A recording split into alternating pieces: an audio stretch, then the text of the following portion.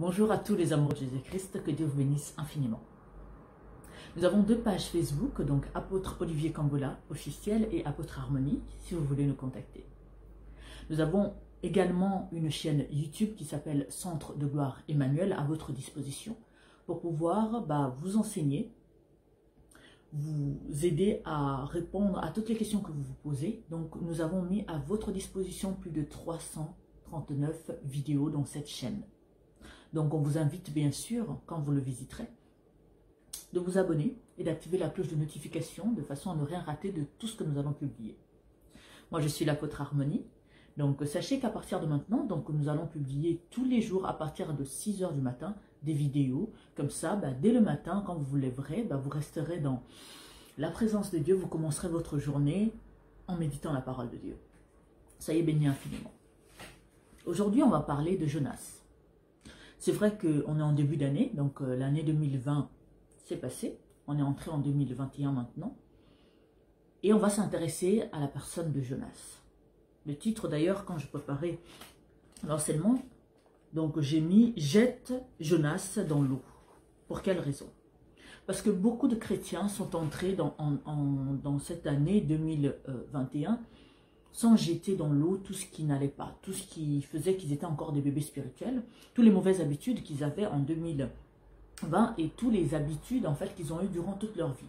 Ça fait peut-être 20 ans, 30 ans, 40 ans, 60 ans, ils continuent toujours à avoir ces mauvaises habitudes, ces personnes ne changent pas, n'évoluent pas. Parce qu'ils continuent à refaire les mêmes actions, prendre les mêmes décisions et ça n'avance à rien dans leur vie. Alors, je vous invite aujourd'hui, bien-aimés dans le Seigneur, vraiment à vous remettre en question. L'année, une nouvelle année commence. Est-ce que les mauvaises habitudes que j'avais avant, je suis entrée avec? Avant d'aller plus loin, je vous invite donc à méditer l'histoire de Jonas. Donc je vous invite en tout cas à lire vraiment tout le chapitre 1, qui est vraiment très intéressant. Donc Jonas chapitre 1. Mais je vous lirai verset 14 jusqu'à verset 16.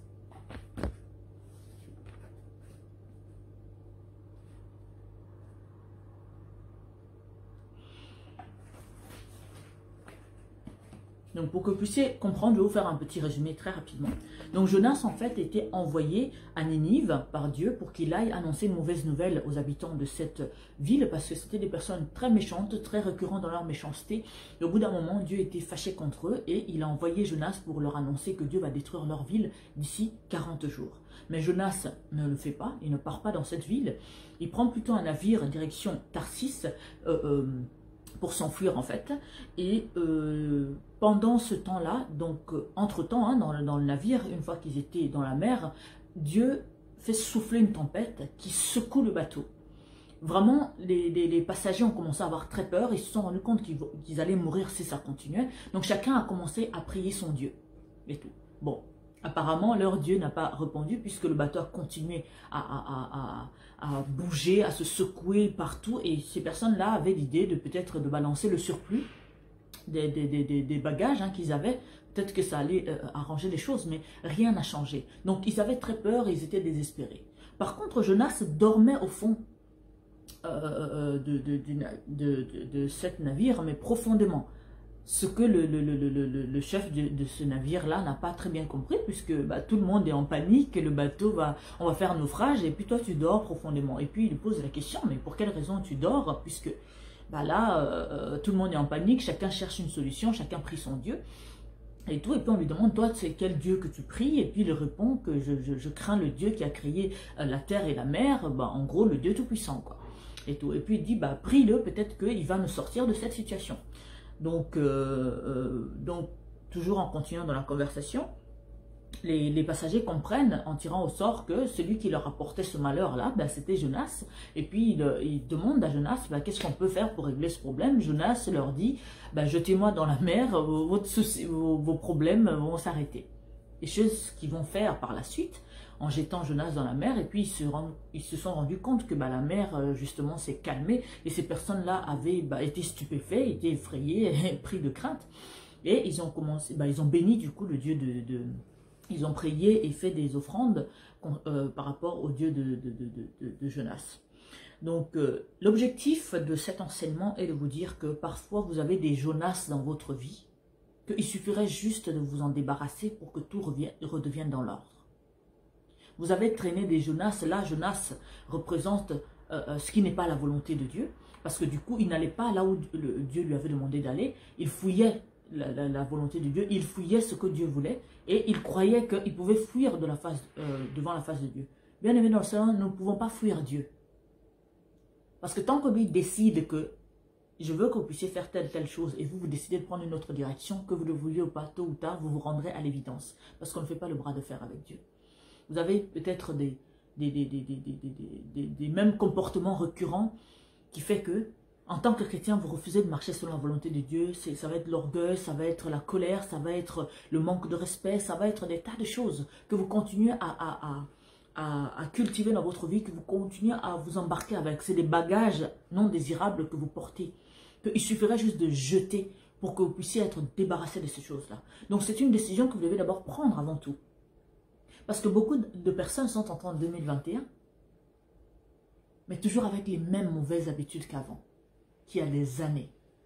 Certains ont peut-être pris des résolutions, mais pas des bonnes résolutions qui vont sauver leur vie. Alors bien aimé dans le Seigneur, aujourd'hui je viens dire à un chrétien que tu dois jeter ton Jonas. Tu dois jeter ce qui fait que non, si tu continues, tu vas faire naufrage. Ici, le naufrage pour vous, ça va être l'enfer. Laisse tomber le vol, le mensonge, l'harcèlement, le manque de respect, la têtutesse, l'orgueil, la médisance. Tu n'es pas quelqu'un de bienveillant, mais tu prétends que tu es chrétien. Si tu continues comme ça, tu vas faire naufrage. Jette ton Jonas, jette ce qui n'est pas de la volonté de Dieu, jette-le. Que cette nouvelle année soit une année où tu marches dans la bienveillance, où tu marches en étant à l'écoute du Saint-Esprit, où tu marches en lisant la parole de Dieu. Je veux lire la parole. Donc Jonas chapitre 1, verset 14 jusqu'à 16. Alors ils invoquèrent l'Éternel et dirent, « Ô Éternel, ne nous fais pas périr à cause de la vie de cet homme. » Là, c'est des personnes qui avaient leur Dieu, d'autres dieux païens et tout. Donc, comme ils ont compris que c'est le Dieu de Jonas qui était en train de secouer leur bateau de cette façon, de lever la tempête, ils ont vu la puissance de Dieu se manifester, ils ont eu peur et ils ont commencé à prier ce Dieu. Donc, c'est des personnes qui étaient des païens à la base. Mais quand ils ont vu que nos dieux que nous prions là, les dieux de Baal, les dieux des statues, les dieux de bois, les dieux de bronze, les dieux de ceci, de cela, qu'on a prié ici fatigués, ils n'ont rien fait pour nous sortir de cette situation. Ils ont compris que non. Il est temps qu'on se tourne vers le vrai Dieu, vers le bon Dieu. Il est temps qu'on se soumette face à la puissance de Dieu.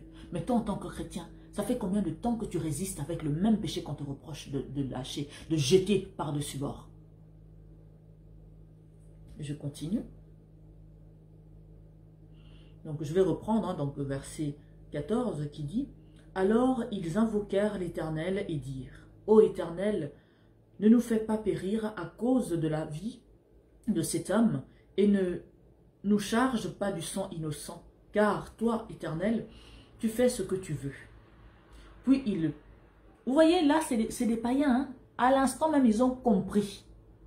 Le Saint-Esprit de Dieu les a saisis, leur a montré que non, si vous continuez comme ça, voilà comment ça va se passer. Et ils n'ont pas voulu résister. Ils ont laissé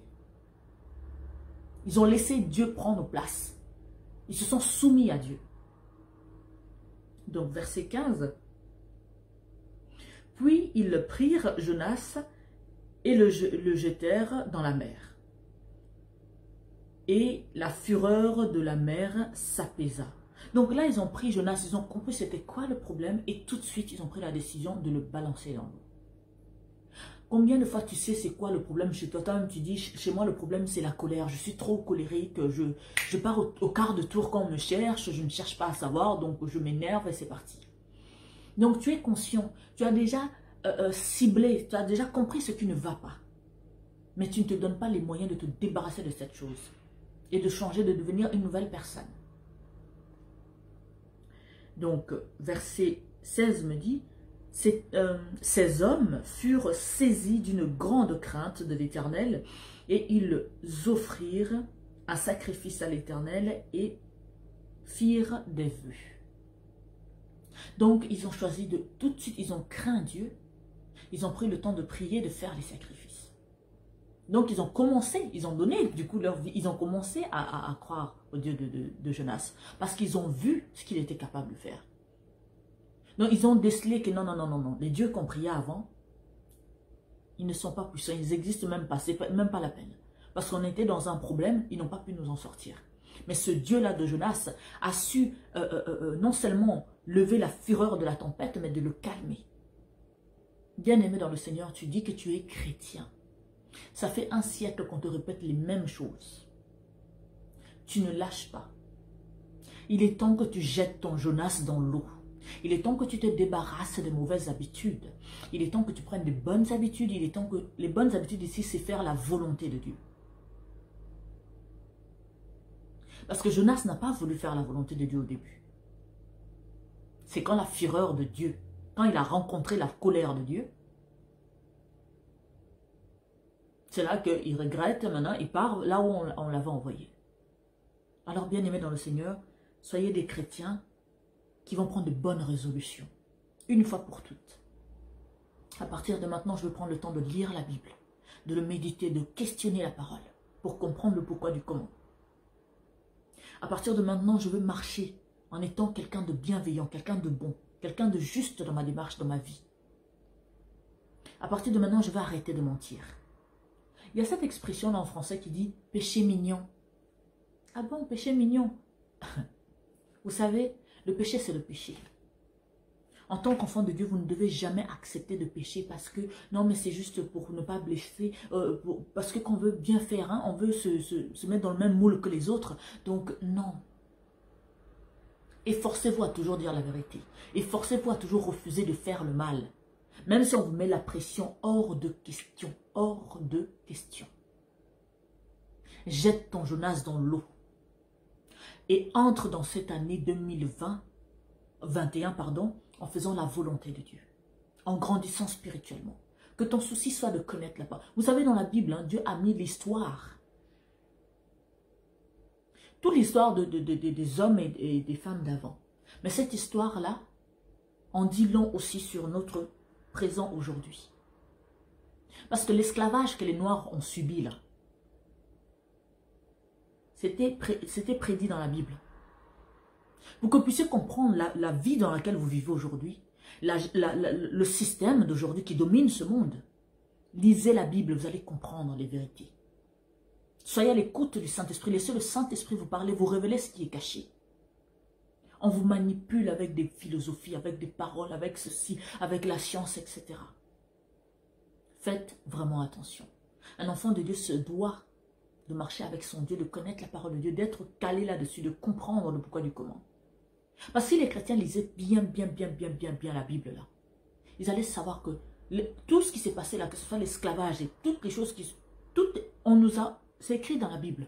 Mais comment tu vas le savoir si tu ne lis pas la parole de Dieu? L'objectif de cette vidéo, c'est de dire à un chrétien aujourd'hui que tu dois jeter ton Jonas. Ton Jonas, c'est tous les mauvais comportements, toutes les mauvaises choses que tu as nourri, que tu as élevé, que tu as encadré pendant des années dans ta vie. Toi-même, méchante gratuitement, toi-même, tu insultes, toi-même, trop colérique, toi-même, tu as des problèmes avec tout le monde, tu t'entends ni avec ta famille, ni avec tes amis, ni au travail, donc tu es problématique partout. C'est ça ton Jonas. Jette-le dans l'eau et fais la volonté de Dieu. Nous ne pouvons plus continuer à marcher comme ça, à croire que non, oui j'ai donné ma vie en Christ, Jésus m'a sauvé, etc. Mais tu continues à faire tout ce qui est mal, tout ce qui est mauvais, donc tu es détaché. Jonas voulait faire sa volonté, mais il a fini par faire la volonté de Dieu. Non, ce n'est pas la peine de faire le bras de fer avec Dieu. Ce n'est pas la peine de résister dans toujours le même mal. Tu ne changes pas. Ça fait des années, tu as 40 ans, tu as 50 ans, tu as 60 ans. Tu continues toujours avec les mêmes comportements, les mêmes choses que tu faisais qui blessaient les gens, qui faisaient souffrir les autres. Tu continues, tu ne veux rien lâcher. Mais regarde, hein, les passagers païens qui étaient avec Jonas. Quand ils ont vu la puissance de Dieu, ils ont dit, non, on arrête là. On va donner notre vie à ce Dieu-là. On va commencer maintenant à l'adorer. Alors pourquoi toi, il faut que ça puisse prendre des années? Vous savez, la mort peut arriver à tout moment. Hein?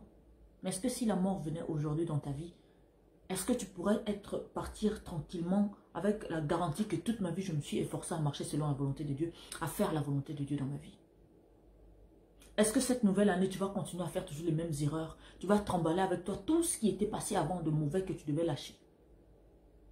Je viens exhorter quelqu'un aujourd'hui. Faites la volonté de Dieu. Soyez à l'écoute du Saint-Esprit. Lisez la parole de Dieu. Vous êtes chrétien, alors vous devez vous donner une routine. Tous les jours, il y a 24 heures dans une journée. Vous devez lire la parole de Dieu. Vous devez le méditer. Vous devez prier. Vous devez demander au Saint-Esprit de vous révéler ce qui est caché. De vous révéler ce que même les scientifiques ne connaissent pas. Parce que, vous savez, hein, le monde là, les gens se sont cassés la tête pour savoir est-ce que la planète tenait sur quoi, etc. Tout était écrit, les informations étaient déjà dans la Bible. Mais comme les scientifiques qui ne croient pas en Dieu, mais je ne dis pas que tous les scientifiques ne sont pas chrétiens, mais ces scientifiques-là savent que s'ils commencent à vous orienter vers la Bible, surtout ceux qui sont des francs-maçons par exemple, ben, ça serait reconnaître que Dieu Tout-Puissant existe. Mais ils veulent mettre dans vos têtes, dans la tête de la nature, de l'humanité, que non, ah non, c'est la nature qui fait telle chose. Ah bon, j'aimerais un jour qu'on me montre, hein, Mère Nature, à quoi elle ressemble.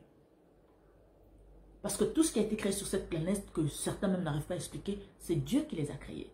Mais les scientifiques ne vont pas vous dire que oui, ils ne vont pas vous sortir l'hypothèse de Dieu, parce que ça voudrait dire qu'ils reconnaissent qu'il y a une puissance qui dépasse toutes les puissances sur cette terre. Mais toi, en tant que chrétien, tu connais la vérité. Alors tu ne dois pas marcher selon ce siècle, mais tu dois marcher selon la volonté de Dieu. Tu ne dois pas faire ce que toi tu veux, mais ce que le Saint-Esprit attend de toi, puisque tu es chrétien.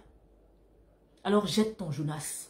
Tous le mauvais comportement, les antivaleurs, tout ce qui attriste le Saint-Esprit, tu dois le jeter et avancer dans cette nouvelle année et toutes les autres années du reste de ta vie à marcher selon la volonté de Dieu, à privilégier l'amour de Dieu dans ta vie. Soyez bénis infiniment. C'est vraiment avec joie et plaisir que nous venons tous les jours avec des enseignements pour vous enseigner.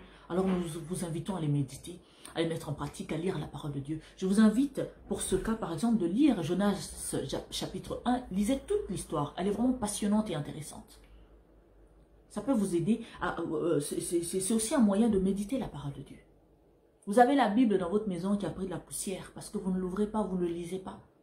De temps en temps, quand vous faites vraiment l'effort, quand vous allez par exemple à l'église, c'est là que vous ouvrez, on vous donne des versets. Non, la Bible, ça se lit tous les jours, ça se médite tous les jours. Vous avez 24 heures dans la journée, vous voulez me dire que vous n'avez pas une heure à consacrer à l'écoute de la Bible. Parce que la Bible, vous pouvez le lire, et vous pouvez aussi l'écouter. Il y a la Bible audio. Alors prenez au moins le temps d'écouter la Bible audio une fois tous les jours, au moins un chapitre par jour. Méditez-le, questionnez-vous, Seigneur, pourquoi tu as mis ce verset dans la Bible? Qu'est-ce que tu voulais nous enseigner? Qu'est-ce que tu voulais qu'on puisse savoir? Acquérir comme connaissance. Parce que la parole de Dieu me dit encore, mon peuple périt faute de connaissance. Mais comment tu vas avoir la connaissance si tu ne lis aucun livre? La Bible que tu as, tu ne lis pas. Même les livres de science, les livres de la nature pour t'apprendre, même à comprendre, à connaître ta nature, tu ne lis pas. Tu es passionné dans un domaine en particulier, mais tu ne lis pas, tu ne lis même pas un livre pour affirmer ta connaissance, te cultiver intellectuellement. Alors prenez des bonnes résolutions pour 2021. Jetez ce qui est mauvais dans l'eau et prenez ce qui est bon. Organisez-vous dans la journée. Tu travailles, pas de problème. Prends le temps de commencer ta journée toujours en lisant la parole de Dieu, en étant à l'écoute du Saint-Esprit, en louant le Seigneur. Pendant tes heures de pause, prends un livre dans un domaine qui t'intéresse, lis. Le sport, tout ça, c'est les bonnes choses à faire. Parce que tu dois nourrir ton esprit et cultiver aussi ton corps. Vous avez des personnes qui sont par exemple en surpoids. Mais ce n'est pas parce que tu es en surpoids que ce n'est que là que la personne doit faire le sport. Non, il ne faut pas attendre à avoir le surpoids pour faire le sport. Non. Le sport, c'est bon pour la santé, c'est bon pour le cœur. Donc, donne-toi une routine. Ne détruis pas le temple, le corps, ton corps qui est le temple du Saint-Esprit. Donc tu dois le nourrir spirituellement, tu dois en prendre soin, tu dois le nourrir tout court, manger, il y a beaucoup de choses, des bonnes choses à faire, mais que vous ne faites pas, vous êtes négligent dans tous les domaines, c'est pas normal, un enfant de Dieu est appelé à l'excellence. Nous servons un Dieu d'excellence, alors nous ne pouvons pas être là en surpoids, donc on se crée des problèmes de santé, spirituellement parlant, vous ne lisez pas la parole, vous ne méditez pas, l'histoire de vos origines, vous ne connaissez pas, vous attendez que l'école puisse vous enseigner, non, on ne nous enseigne pas à l'école des vraies vérités que nous devrons savoir. Je ne dis pas qu'il faut arrêter d'aller à l'école, mais renseignez-vous même, cherchez des livres, lisez. Je vous dis tout ça parce qu'on entre dans une nouvelle année, vous devez prendre des bonnes habitudes, des bonnes résolutions. qui sont bons pour votre spiritualité, qui sont bons pour votre vie, qui sont bons pour votre santé, qui sont bons pour votre intellect. Je vous laisse méditer là-dessus.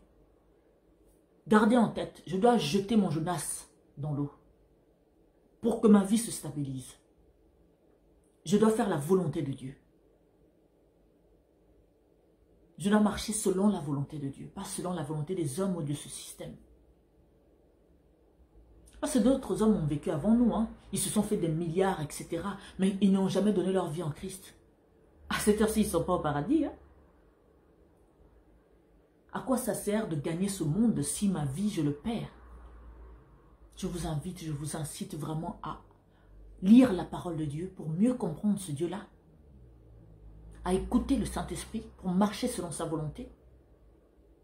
Et à grandir spirituellement, à mûrir. Le Saint-Esprit a tellement de choses à nous dire, tellement de choses à nous révéler, tellement d'enseignements à nous donner pour nous faire grandir, pour qu'on puisse comprendre le monde dans lequel nous vivons, ces personnes qui nous dirigent, ces gouvernements tous corrompus, pour qu'on puisse mieux comprendre, mieux saisir les choses. Alors, entrant dans cette année, et nous sommes déjà entrés avec intelligence et sagesse divine, pour ne pas répéter encore les mêmes choses inutiles, qui ne nous apportent jamais rien, qui ne nous ont rien apporté avant. Alors maintenant, vous entrez, je vous invite vraiment à être à l'écoute du Saint-Esprit, à être des vrais chrétiens spirituels, à grandir spirituellement, à acquérir la maturité spirituelle parce que c'est vital. Ce qui se passe dans ce monde aujourd'hui, quand le monde est devenu perverti, tout le monde dit que les enfants, l'éducation est dégradée. À l'époque, c'était pas comme ça. Ben parce que les chrétiens, vous n'avez pas grandi spirituellement, parce que vous n'avez pas été assez exigeant avec vous-même, parce que vous n'avez pas laissé le Saint-Esprit vous faire grandir spirituellement. Vous n'avez pas laissé le Saint-Esprit agir en vous pour vous aider à dominer le monde avec la bienveillance, avec le Saint-Esprit, avec des valeurs louables. Il n'est pas trop tard, tu respires encore. Alors prends le temps de lire la parole de Dieu, décide de prendre une routine, décide de commencer à servir Dieu maintenant. Parce que servir Dieu, ce n'est pas seulement prêcher, chanter à l'église ou quelque chose comme ça. C'est d'abord cultiver sa propre communion avec le Seigneur. Et quand tu cultives cette communion, tu as le souci de faire sa volonté. Parce que Jonas n'a pas voulu faire la volonté de Dieu. Voilà où c'est arrivé. Il a failli faire tuer d'autres personnes. Et quand il dit enfin aux gens que non, bah, jetez-moi dans l'eau, tout va s'arranger, bah, les gens prennent la décision de le jeter à l'eau. Ils n'ont pas eu pitié, et tout. Et ça a sauvé leur vie. Alors tu ne dois pas avoir pitié du mensonge. Tu ne dois pas avoir pitié de quelle autre anti-valeur dans ta vie. Chasse-le. Lis la parole de Dieu. Nourris-toi du Saint-Esprit. Nourris-toi de la parole de Dieu. Tu vas voir comment les choses ont changé dans ta vie. Que Dieu vous bénisse infiniment. Je vous invite vraiment à faire la volonté de Dieu toujours et encore. Et vous allez voir, vous ne serez jamais perdant. Que Dieu vous bénisse infiniment. Et je vous dis à demain pour d'autres enseignements. Et je vous invite vraiment à méditer cette parole, à faire la volonté de Dieu. Et vous allez voir, vous ne serez jamais déçus. Que Dieu vous bénisse. Je vous dis à demain. C'était l'apôtre Harmonie pour vous servir. Ciao.